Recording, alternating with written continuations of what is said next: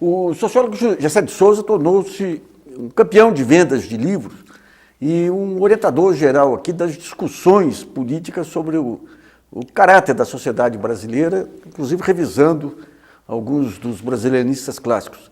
Ele está relançando a sua obra Subcidadania Brasileira e a entrevista vai ser sobre esse tema e o subtema que é o jeitinho brasileiro. Como é que você caracterizaria o jeitinho brasileiro da maneira como os brasilianistas interpretam, Gessé?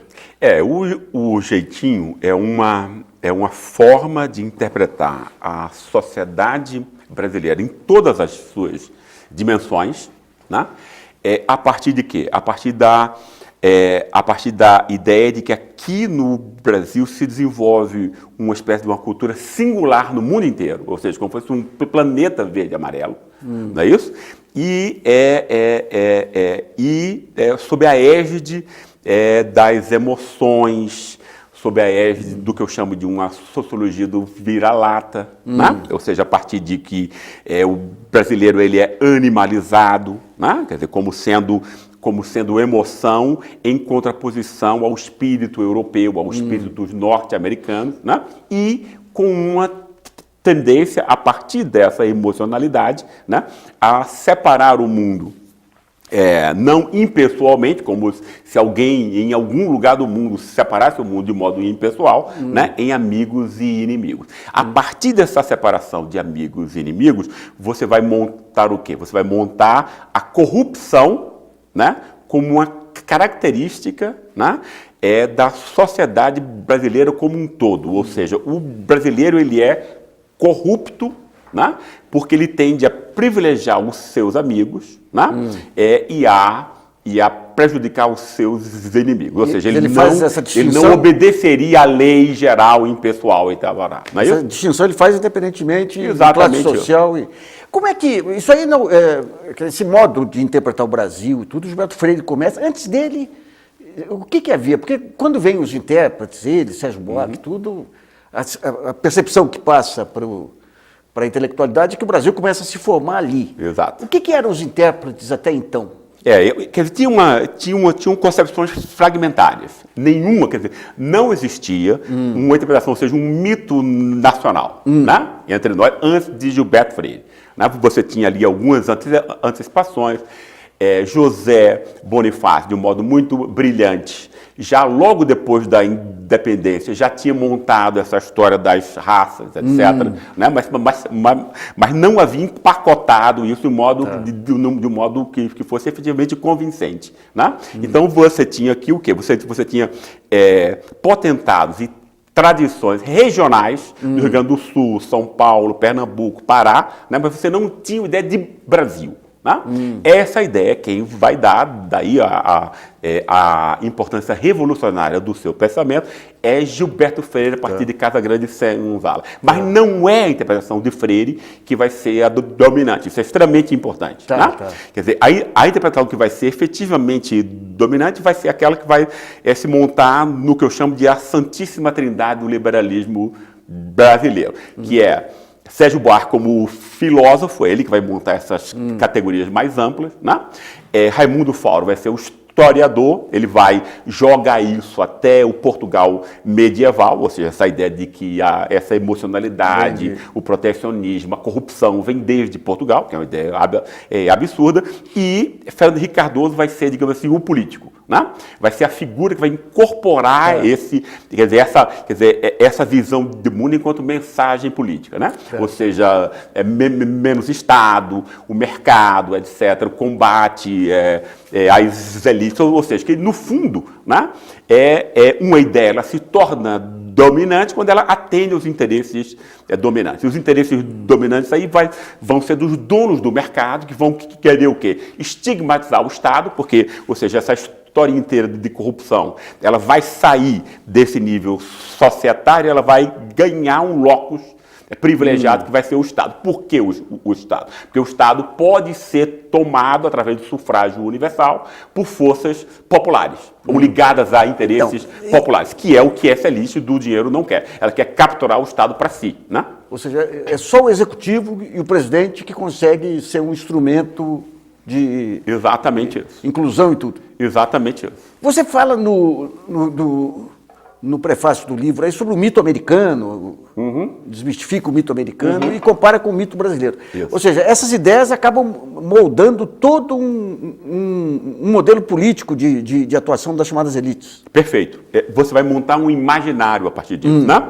Quer dizer, no fundo, esse imaginário que vai estar por trás, porque quando você diz que o Brasil vai dar errado porque ele é pré-moderno, porque as pessoas são corruptas, mas essa corrupção nunca está no mercado, ela está sempre no Estado, né? Então a questão o que é? É uma comparação com os Estados Unidos. Uma ideia também absurda, né? Você idealiza, né, a experiência americana como se o Estado não tivesse sido importante, ele foi decisivo. Decisivo, pô. Claro, não haveria industrialização americana sem altas tarifas alfandegárias, que foram praticadas até 1939.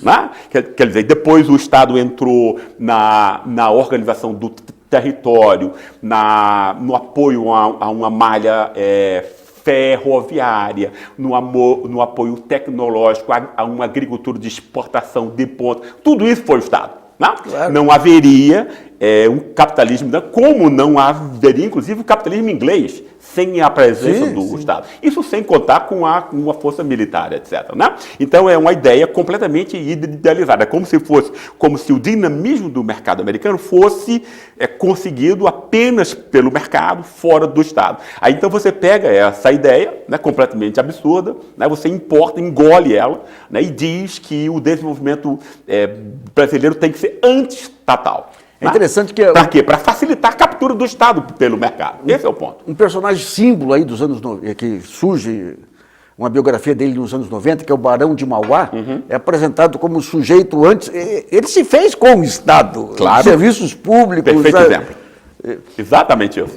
E ali quando começa o governo Fernando Henrique, o Mauá é apresentado como sujeito que foi subjugado pelos interesses políticos menores. Ele é fruto dos interesses políticos. Perfeito, né? Você lembrou muito bem. Eu lembro que teve um filme com o Paulo Betti, né, que vendeu aí milhões, quer dizer, que milhões de pessoas assistiram, que tinha exatamente essa mensagem, né? Ou seja, exatamente, que é um pouco o quê? Que é um pouco a mentira do empresariado brasileiro, que cresce à sombra do Estado, né? Mas faz de conta que não tem nada a ver com isso. Né? E daí como é que você vê, por exemplo, o ministro Luiz Roberto Barroso, que era um advogado bem-sucedido das corporações, apresentar como o símbolo do vício brasileiro a empregada do amigo dele que não se registrava para poder receber Bolsa Família. Faz parte dessa construção antinacional? Sem dúvida, porque e nesse caso a gente liga com o outro ponto que eu acho extremamente importante, porque eu quis mostrar no livro foi exatamente isso, o que é. Eu tinha feito já uma crítica sobre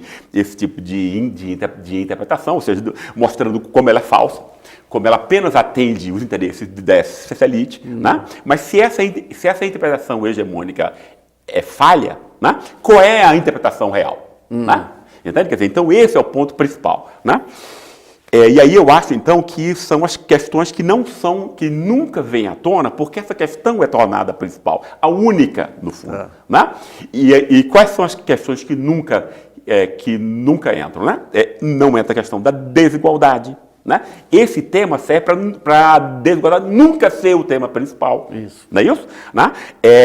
O tema de como você produz, né, pessoas que vão ser objetivamente olhadas socialmente como valendo menos, né? Como é que você retira a autoestima desse tipo de pessoas que são sempre olhadas de baixo para cima, né? Como num contexto desse uma lei geral, formal, né, da igualdade entre todos perde a sua validade, né? Porque as pessoas têm que ter também não só uma igualdade formal escrita na lei, mas ela tem que estar na vida cotidiana a partir de certos princípios, né? Quer dizer, que vão garantir, digamos assim, um patamar de humanidade compartilhada por todos. É exatamente o que acontece nas social-democracias europeias.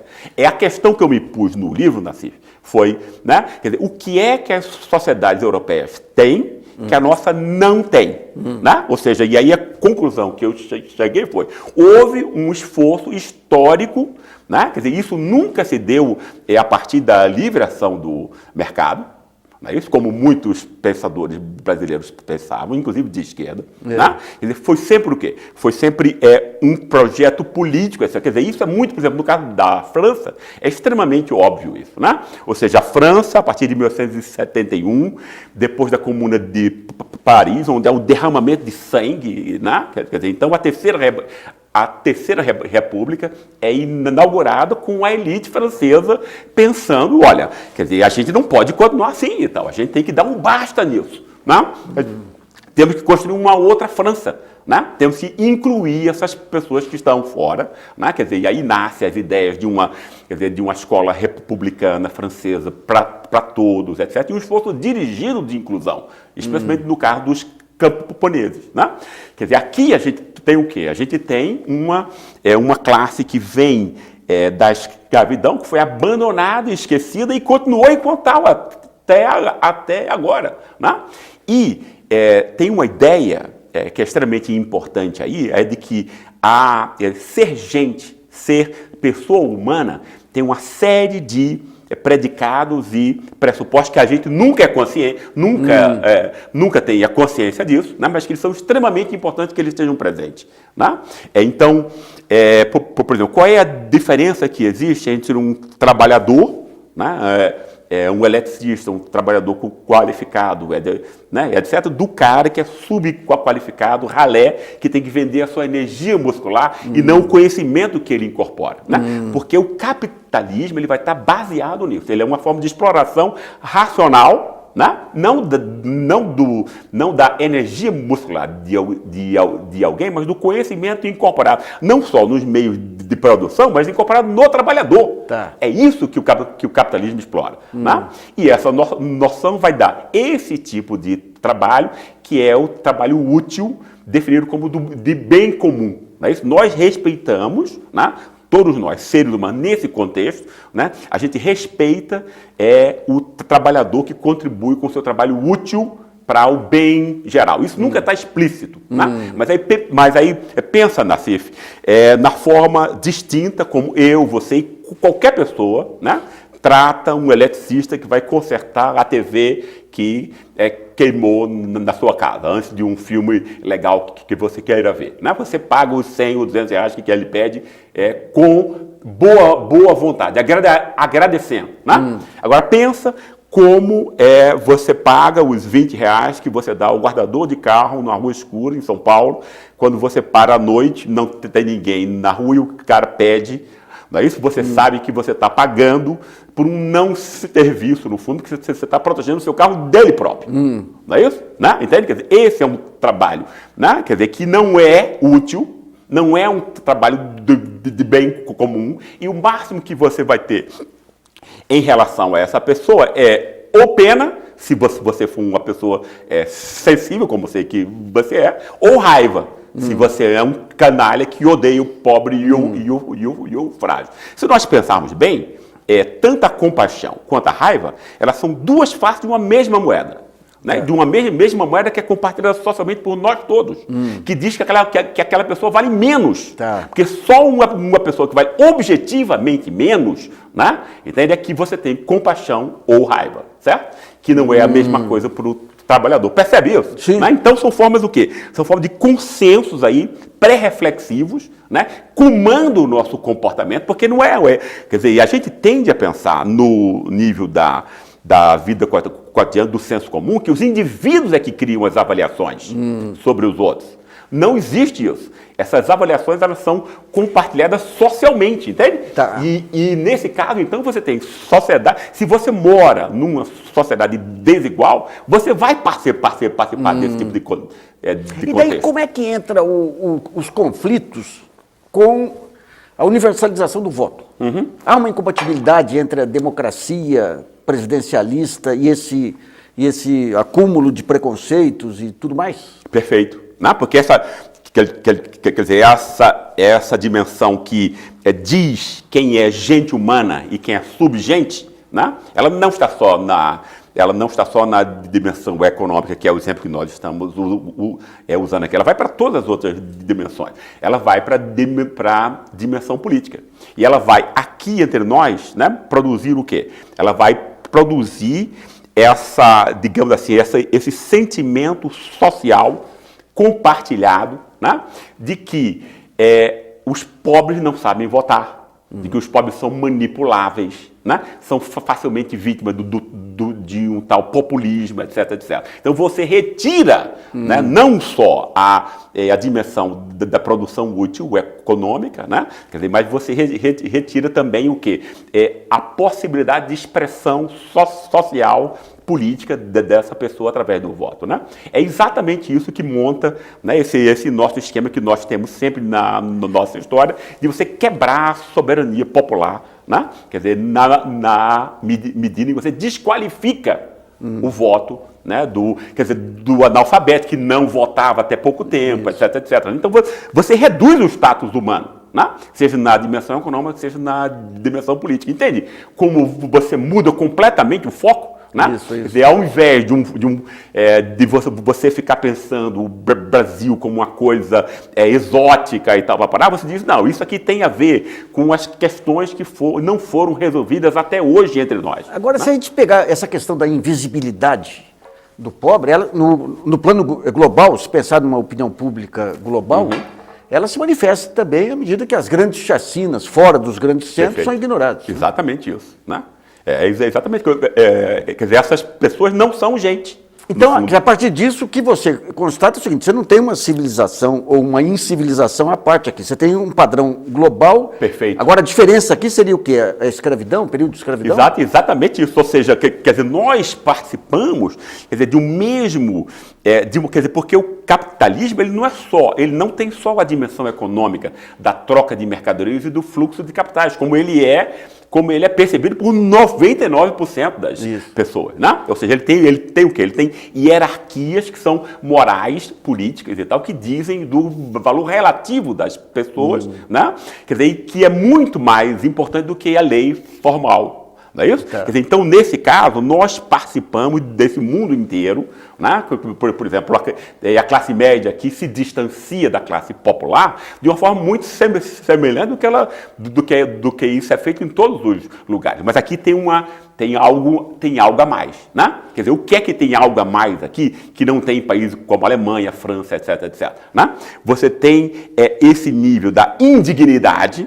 Pessoas que são percebidas como sub-humanas, então elas não são dignas, não é isso? E elas são excluídas de várias dimensões da vida, né? Porque nunca houve um processo de aprendizado. Veja como é distinto, né? Você jogar essa questão moral da corrupção, entende isso como se fosse uma maldição, uma condenação histórica, etc., né? do que você perceber as coisas como elas efetivamente são. Né? Nunca houve aqui, né? Exatamente porque esse tipo de interpretação hegemônica oculta essas questões sistematicamente. Né? E jamais a gente consegue ver o centro das coisas, né? Que é a produção de uma sociedade mais inclusiva, né? Onde todos são gente. Né? Num país como a Alemanha, se você passar por cima de um turco ou de um pobre, você vai preso. Entende? Porque você passou em cima de gente. Não é isso? Se um cara de classe média aqui passa em cima de um pobre, de repente até se abre processo e tal, mas o cara não vai preso, entende? Entende? Quer dizer, porque o cara que vai montar o processo, o juiz que vai julgar, diz, não, você matou no máximo um animal doméstico, mas não foi gente. Né? Agora, se a gente pega a globalização hoje, essa opinião pública global, que assiste Globo aqui, mas leu o Financial Times, leu o New York Times, leu... Você tem um impasse hoje, um conflito explícito entre a globalização, a disputa não é mais entre países, é entre a globalização e forças nacionais. Essa questão da Lava Jato em cima, e daí entra o discurso anticorrupção, que eu queria que você abordasse um pouquinho, porque de um lado você levanta aí parcialmente a questão da corrupção política, e com isso você está viabilizando hoje talvez um conjunto de negócios hoje, que talvez só tenha paralelo. O que está ocorrendo hoje no Brasil foi com o que aconteceu na Rússia pós-perestroika. Lá, é verdade. Talvez a maior corrupção de um grande país assim, depois da Rússia e da China, pré-mal lá, né? Claro. Como que esse discurso... Por que o mercado consegue se safar dos atos de corrupção? Porque é mais difícil você entender a lógica de mercado, ou porque a ideologia cria os bloqueios? Eu acho que essas coisas estão juntas. Quer dizer, primeiramente, você monta o quê? Você monta, quer dizer, isso não foi uma coisa que foi construída da noite para o dia. Isso. Né? Entendeu? Então, você tem o quê? Você tem um certo tipo de pensamento que é extremamente importante. Isso é o que eu sempre faço muita ênfase nos meus livros, e tal, porque as pessoas acham que as ideias são produzidas de uma geração espontânea. Nunca é assim. Né? Quer dizer, houve uma produção disso, universitária, com prestígio científico, com editoras, com princípio de consagração. Isso vai para todas as universidades, para todas as escolas. Então você vai montando. Né? E a esquerda embarca nisso também. Uma leitura. Hã? E a esquerda embarca completamente nisso. Né? Entende? Quer dizer, o que mostra explica os seus voos de galinha todas as vezes em que ele assume o poder. Você não tem uma concepção própria. Né? Sobre como funciona a sociedade, etc. Então, você sempre faz as coisas pela metade. Né? Entende? Quer dizer, então, eu acho que é extremamente importante isso. Ou seja, você tem uma leitura hegemônica, né? Entende? As pessoas precisam de uma explicação. O mundo é extremamente complexo, especialmente as relações entre economia e política. Né? São opacas, complexas, etc. Mesmo para quem estuda isso a vida inteira. Né? Quer dizer, imagina um leigo. Né? Entende? Então, você tem, depois disso, além desse processo, tem uma imprensa.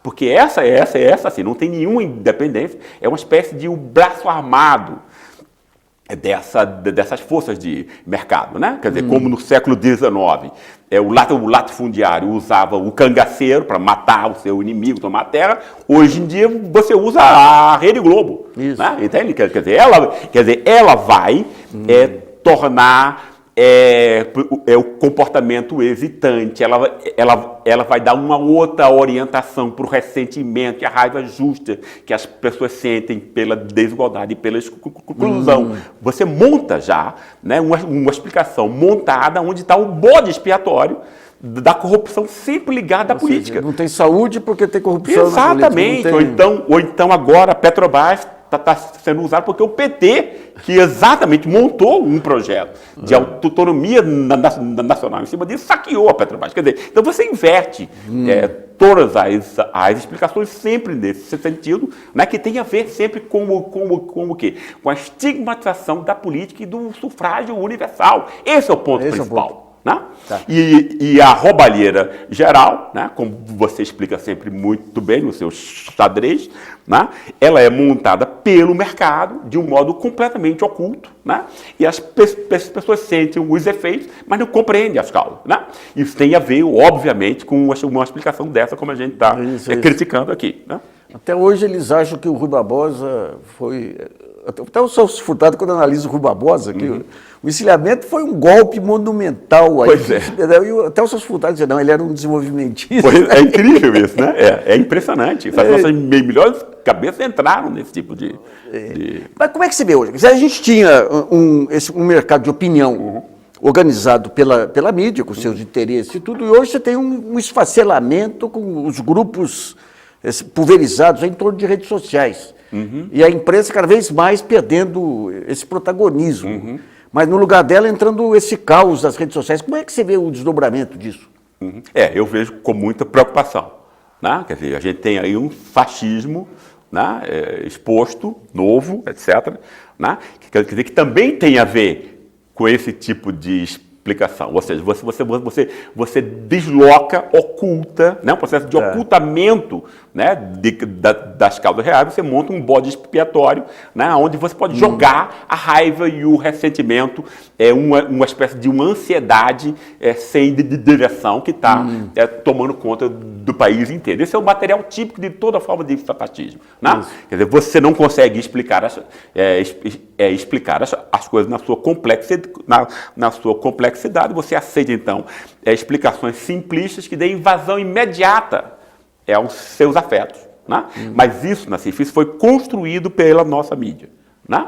Entende? Quer dizer, eu lembro disso quando eu tive que ver a Globo News, etc., para montar, por exemplo, o livro sobre o golpe e tal. Aquilo foi muito É doloroso porque foi, né? Quer dizer, o que você via ali? Você via banalização dos princípios democráticos, né? Entende? Um ataque direto à presunção de inocência, né? Quer dizer, os jornalistas dizem, mas esse cara, ele acha que ele vai nos enganar como? Ou seja, quer dizer, a imprensa perdendo completamente a sua, né?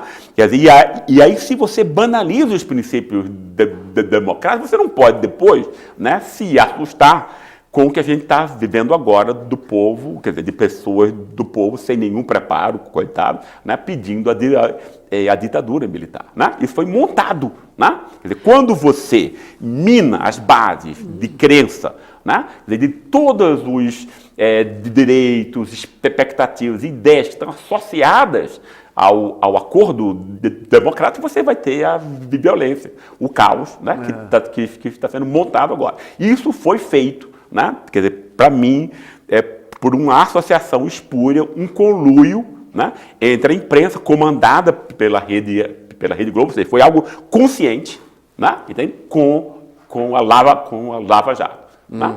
Entende? Quer dizer, esse é o caldo que a gente está, que é irrespirável hoje, né? Ele teve autor. Né?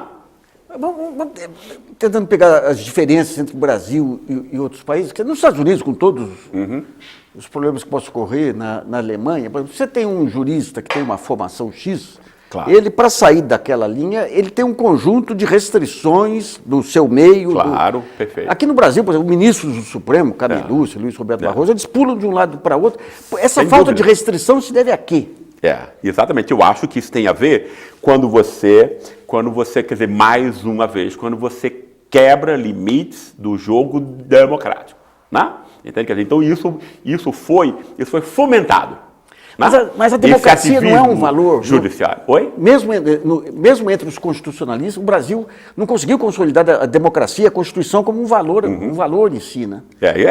Exato. Isso é, quer dizer, você tem, quer dizer, você jamais teria, seja nos Estados Unidos, seja num país como a Alemanha, um juiz emitindo opiniões políticas no negócio. Isso não é a função dele, etc. Né? Entende? Quer dizer, mas aí você tem o quê? Esse tipo de percepção do Estado, ele está ligado a esse tipo de coisa que a gente estava conversando antes. Ou seja, você tem o quê? Você tem uma rapina, você tem um saque no fundo. Né? Esse tipo de ideologia, ele serve para quê?